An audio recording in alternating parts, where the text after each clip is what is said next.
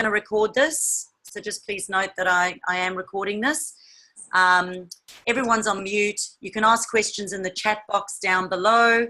If there is anything urgent, just wave your hand and let me know. Today I won't be screen sharing because I actually don't need to show you anything on Facebook.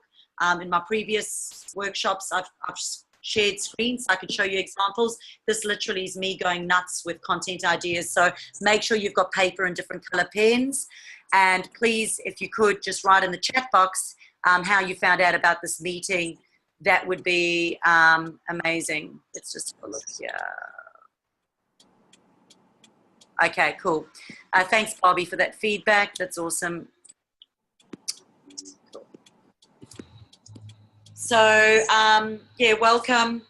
As a lot of people think, they think that I like to live on Facebook, and that's not the truth. I just know how to use Facebook, so I get in, I do what I need to do, and I get the hell out of there. And it takes a lot of self-discipline as well, and it can be addictive, so you do have to set yourself boundaries and rules. The reason I've got this workshop today was because everyone said, oh, I'm stuck, I don't know what to say on Facebook. So I thought, you know what, I've got a big mouth, I never run out of ideas, let me share it with you. So I am going to stick to my notes, because if I don't, I will be here all day. Literally, I'll give you 2 days worth of training. So, and I want you to get the most value. So it is a training session. So literally, I'm going to train, and at the end, I'll go through and answer all your questions. Yes, Lizzie, I am recording this.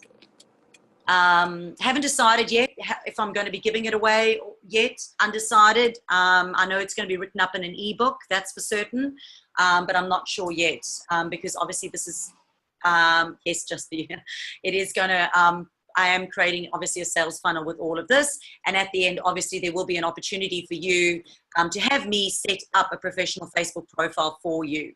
But in the meantime, as I said, I am just going to go through my notes. So if my eyes go down, you know why my eyes are down. So just before we do anything, I just want to quickly do this. Just smile for quickly, because I'm just about to take a picture. Cool, done. So yeah, so creating compelling Facebook content that captivates and converts. There's a lot of C's there in that. And I don't have a problem with this at all. I have used Facebook ads before, and they don't work. I've employed 3 social media marketers, and none of them have got paid ads that have converted. And I'll bring that up a little bit later. So Facebook is a great way to engage and build relationships with people. But did you know that 93% of small businesses prefer Facebook for Business above any other platform? As the content is more entertaining and fun. And obviously with the increase of reality TV, this is what people are wanting, okay? So there's a way that you can use Facebook for business to build relationships, to build trust, to engage, to captivate your audience, and to get them interested in what it is that you do. The other thing I'd like to say is there is no right and wrong. At the end of the day, this is my opinion, and it's what's worked for me. What I've found's worked for me and worked for my clients. And I hope you don't mind, but I may use some of you as examples, and my examples may not be right because if I haven't had a one-on-one meeting with you, I don't know your business in depth. So if it doesn't resonate with you, don't go, oh, this chick doesn't know what she's talking about. It's more a case of I haven't sat down and worked with you and identified the fundamentals, which means I'm not 100% certain of it. So the example might be slightly off, but you'll get the gist of it regardless. So if people are wanting stuff that's entertaining and fun, and if people are into reality TV and they are into Facebook and they check Facebook 70,000 times a day, yes, you do need to be putting yourself out on Facebook professionally, and you do need to be putting your business in as well. So with that in mind, what does your posting need to be? Your posting needs to be fun, it needs to be entertaining, it needs to be engaging and informative. It needs to stand out so people stop. They don't just keep scrolling and miss out on it, on what it is that you have to say. And it needs to be consistent, because people need to see your name and your brand and your message about 9 times or something before they even think, oh, let me actually open this and have a look and see if I want to buy from this person. So there needs to be consistency. So the reason I feel that social media marketers sometimes can fail is because it's their language that's being used, and it's their understanding of your product, and they don't truly understand your business or your client.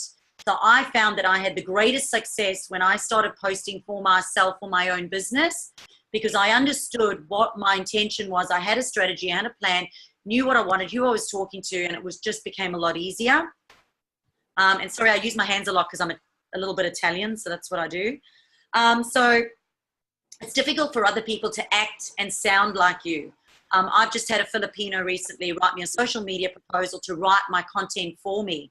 And there is no way that that's going to translate. There's no way that they're going to have the same message and feeling that it is that you have. So at the end of the day, people buy from people they know, like, and trust. So it should be you. I honestly believe it should be you. You should have a professional Facebook profile. You should be putting yourself out there online, because you have a deep, true, underlying understanding of the mindset of who it is that you're talking to and your intention and what you're trying to relay. So before we start with the content part of it, we need to go through some fundamentals, okay? The fundamentals of Facebook. Fundamental number one is you have to know who you are. You have to know who you are, who you enjoy, what you want, how you want to use Facebook. Like, do you want to be on it all the time? Don't you want to be on it? At the end of the day, it's your rules and you get to define your boundaries and how you want to use it. You've also got to know how you want to attract people, like how are you comfortable attracting people and catching them on Facebook, and how are you going to convert them. You don't want to be sitting on there all the time. So you need to understand and define all of those things first. Then you can focus on that and you can train the people, train your clients on how it works. Handy, I hope you don't mind if I use you as an example. Andy's setting up Facebook groups right now for her dancing and fitness groups that she runs. And at the end of the day, you need to decide how you're going to run those groups. So you get to define the rules for those groups, and then you educate and train the people on how it is, so that, because everyone has a different way. So you need to tell people how it is and how you like it, okay? So fundamental number two is you've got to know your ideal client. So you hear this all the time with marketers and brandings, but you've got to know their fears, their wants, their frustrations, their aspirations, their age, their gender, their language, which is their tone, their humor, their slang. Understand their gender, their emotional connection. Your emotional connections can make or break a relationship. So not all humor translates, and you hear that all the time. Like, I'm originally from South Africa, and sometimes I come across as being really strong and straightforward. So, you know, you are who you are, and you've just got to be mindful of who it is that you're talking to. You've got to know their likes, their dislikes. Do they have children? You know, are they dog people? Their relationship status. Are they single? Are they married? Employment status, their beliefs. This is important, what their beliefs are, what their cultural aspects are, their core values, their visions. And then you have to talk to them in that language. So there's no point in you posting something in your own language. For example, as a personal trainer, I might go, I wanted to call my gym a functional training studio. To me, I'm passionate about functional training. But no one understands that. No one's going to Google functional training studio. So at the end of the day, they're going to go health, wellness, fitness studio. So I end up throwing those two words together rather than a functional training studio. So your language and your client's language are completely different. So example, if you know who your ideal client is, you're going to know what type of recipes to post, what type of motivational posts they're going to be into. You're going to know if they're struggling with something, how you can solve their problem. So fundamental number three is branding.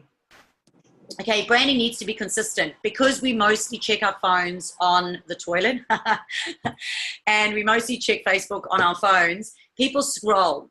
So when they're scrolling, if your images have got too many words, and if the branding's not consistent, or your language is not the same, your tone's not the same, people may be prone to scroll over you and not actually stop and go, oh, that's who's talking right now.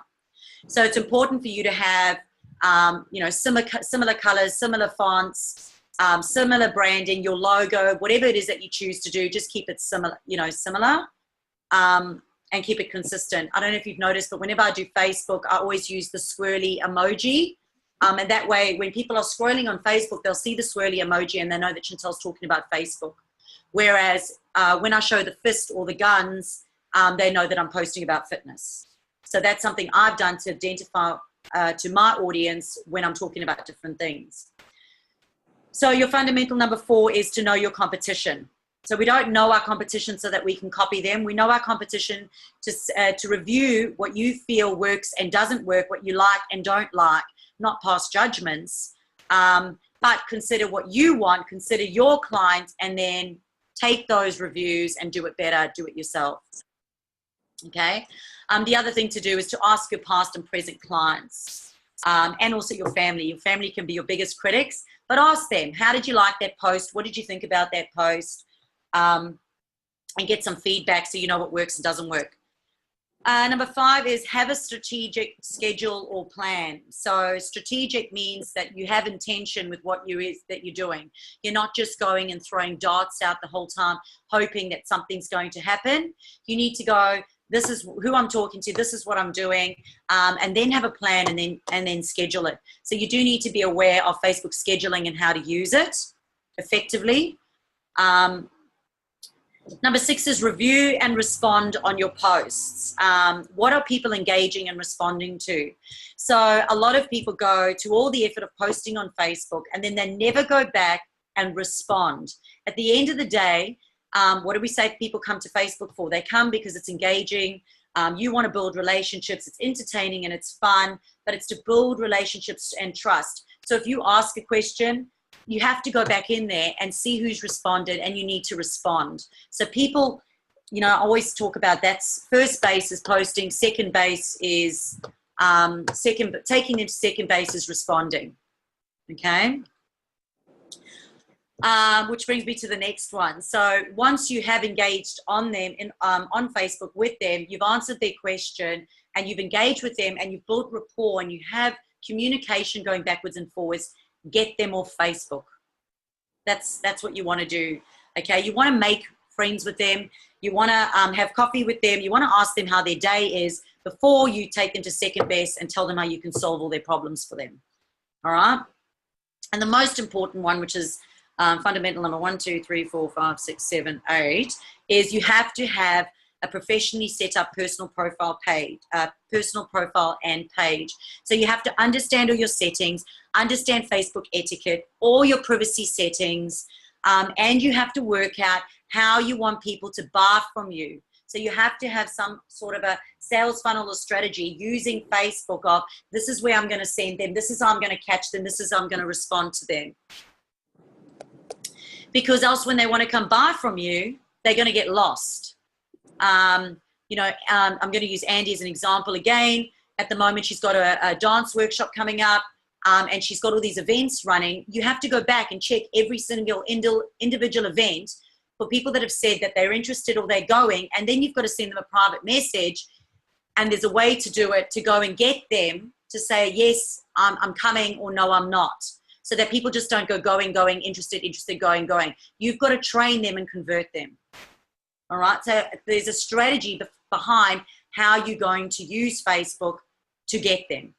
So it's important that your page is set up professionally and not just your business page, but your personal profile, because people buy from people they know, like, and trust. So you can use your business name and people will go to your business name, but they will come and they will stalk you.